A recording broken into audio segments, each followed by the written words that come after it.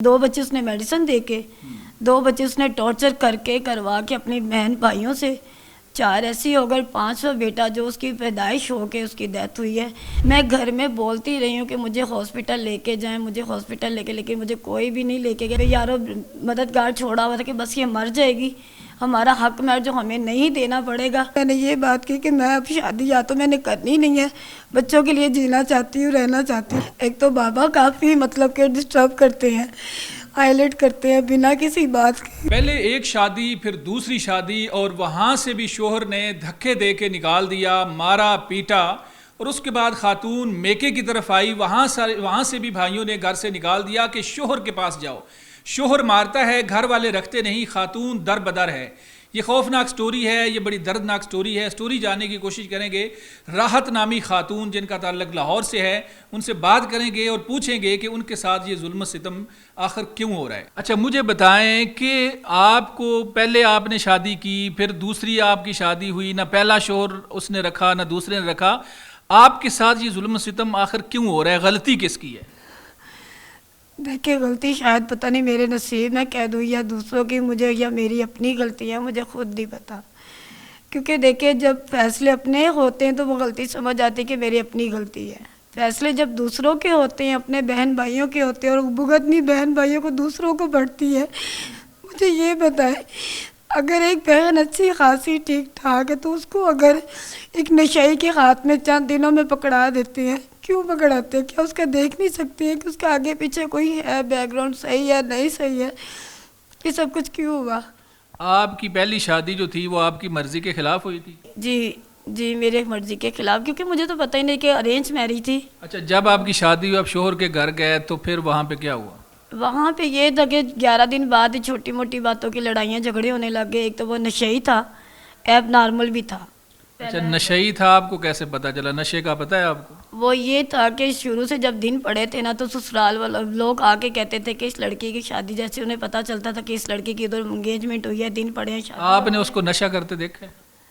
میں نے 1-2 بار دیکھا تھا۔ کون سا نشہ؟ چرس وغیرہ ہو گئی، دوسری چیزیں۔ چرس آپ کی پہچان میں ہے؟ چرس تو نہیں، وہ یہ تھا کہ پہلے مطلب لوگ آ کے کہتے تھے کہ لڑکا شادی نہ کرو، لڑکی کی زندگی برباد ہو جائے گی، لیکن میری بہن نے ادھر ہی کہتے ہم نے تھوک دیا، ہم نے چاٹنا نہیں ہے۔ اچھا آپ 11 دن کے بعد آپ کو پتہ چلا کہ وہ نشئی بھی ہے اور وہ ذہنی مریض 11 بھی دن کے بعد لڑائی شروع ہوئی تھی۔ نشے کا تو پہلے سے ہی پتہ تھا۔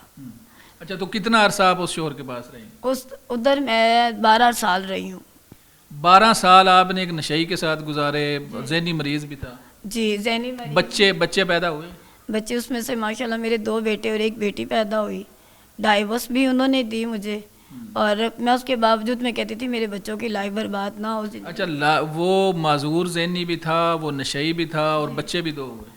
3 ہوئے بچے، 1 بیٹی پیدا ہوئی، 2 بیٹے پیدا ہوئے۔ اچھا تو پھر وہاں سے انہوں نے آپ کو نکال دیا؟ انہوں نے مجھے در بدر کر دیا۔ پھر کیوں 11-12 سال بعد کیوں نکالا؟ وہ اسی ٹائم ہی چاہتے تھے، مطلب کہ 6 ماہ بھی نہیں ہوئے تھے، ڈائیورس کی باتیں بھی ہونے لگی۔ اچھا یہ بتائیں کہ وہاں سے جب آپ کو انہوں نے نکال دیا، طلاق ہو گئی، اس کے بعد پھر دوسری شادی کچھ اس طرح سے تھا کہ جب میں اتنا ٹارچر ہوئی پڑی تھی، ہائلائٹ ہوئی پڑی تھی، تو میں شادی نہیں کرنا چاہتی تھی۔ کچے کھو کا رہنے والا وہ بندہ تھا، اور یہ کہ میں چاہتی تھی کہ میں اب دوبارہ، پہلے تو میں نے 5 سال میں راضی نہیں ہوئی، ضد پہ آ گئی انہوں نے، میری فیملی نے مجھے میرے حال پہ چھوڑ دیا۔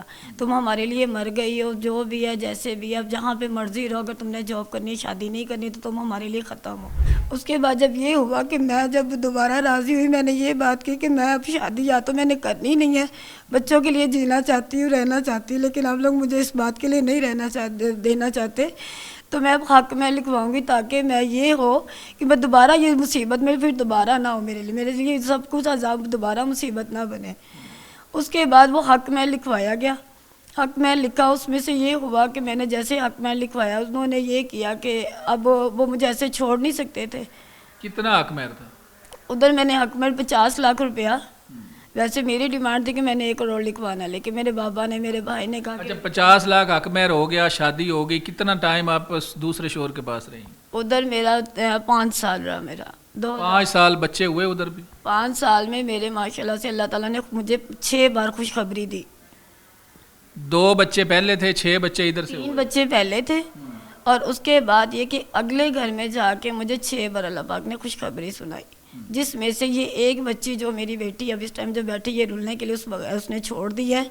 اس نے اپنے بچوں کا پچھلے سال بھی ایک بیٹے کی پیدائش ہو کے اس کی ڈیتھ ہوئی. اس کے علاوہ جیسے اس کو اس چیز کی خبر ہوتی تھی وہ مجھے ٹارچر کر کے میڈیسن دے کے طرح طرح کے طریقوں سے ان کو ختم کر دیتا تھا. جب پتہ چلتا تھا کہ آپ کو بچہ ہونے والا ہے تو وہ آپ کے بچے کو ضائع کر دیتا تھا؟ جی میرے پاس میڈیکل رپورٹس وغیرہ ساری موجود ہے جہاں جہاں سے جیسے جیسے ٹریٹمنٹ ہوتا رہا. کتنے بچے اس نے آپ کے ضائع کیے؟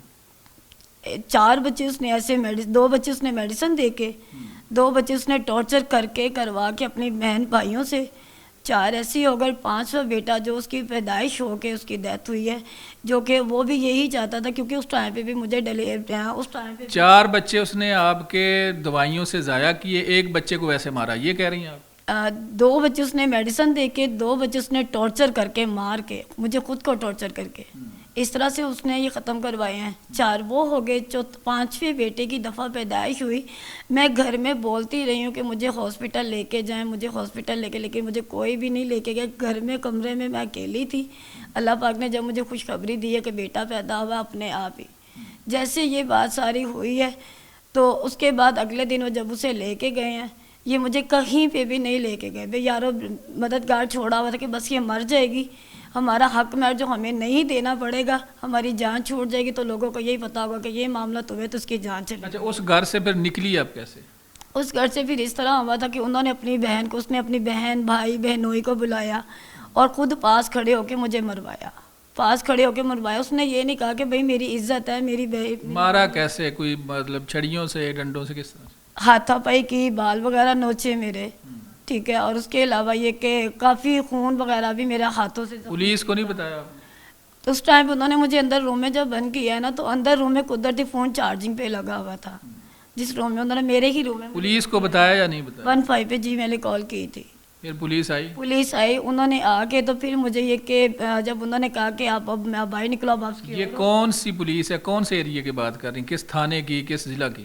یہ کچا کھو کا علاقہ ہے, چھب قلعہ اڈا تھانہ, ادھر کی یہ بات ہے. یہ خانے وال بتا رہی ہیں؟ خانے وال سے پیچھے آتا ہے کچا کھو. وہاں کی پولیس کو پتہ ہے آپ نے 15 پہ کال کی, پھر کیا ہوا؟ پھر یہ ہوا تھا کہ جب ادھر میں نے 15 پہ کال کی انہوں نے کہا کہ اب آپ صلح کر لو. میں نے کہا میں صلح کے کوئی چانس, جب وہ مجھے بندہ مارنا چاہتا ہے, جان سے ختم کرنا چاہتا ہے کہ مجھے یہ حق مہر بھی نہ دینا پڑے. پھر اس کے بعد کیا ہوا؟ اس کے بعد یہ ہوا کہ میں نے جب وہ اپلیکیشن, میں نے کہا اب اس کی FIR کریں, کاٹیں آپ یہ. انہوں نے نہیں کاٹی تھی. اچھا, پولیس نے FIR نہیں کاٹی تھی میری FIR. میں پھر کیا ہوا؟ پھر اس کے بعد یہ ہوا کہ انہوں نے, کیونکہ وہ پولیس بھی ان لوگوں کے ساتھ ملی ہوئی تھی, سلمان صاحب میرے HSO صاحب تھے اس ٹائم پہ جنہوں نے مطلب کہ میری FIR نہیں کاٹی تھی. تشدد کر کے چچا کے گھر بھی چھوڑا, ادھر بھی ٹارچر کیا. اس کے بعد پھر جب میں ادھر سے مطلب کہ باہر نکلی ہوں تو پھر انہوں نے یہ کیا کہ جو ان کے جیسے تھے نا جاننے والے ادھر اسٹاپ پہ, انہوں نے ادھر بیٹھ بٹھا کے تو مجھے صلح کروائی کہ آپ اگنور کرو. آپ نے کہا کہ وہاں سے انہوں نے مجھے چچا کے گھر سے بھی نکالا, آپ چھوڑ کے آ گئی. جی. اب پھر اس کے بعد یہ ہوا نا کہ بعد میں پھر جب میں باہر آ گئی ہوں, جب ادھر سے بھی ٹارچر کر کے گھر سے نکال دیا, چچا کے گھر سے بھی نکال دیا ہوا ہے, اس کے بعد میں حج کے دن کی رات میں میں در بدر روڈ کے اوپر پھر رہی تھی. میں ادھر سے آئی ہوں, وہ مجھے راضی خوشی کر کے لے کے آیا, خود ساتھ آیا, لاہور میں آیا. 3-4 دن وہ ادھر رہا ہے آ کے.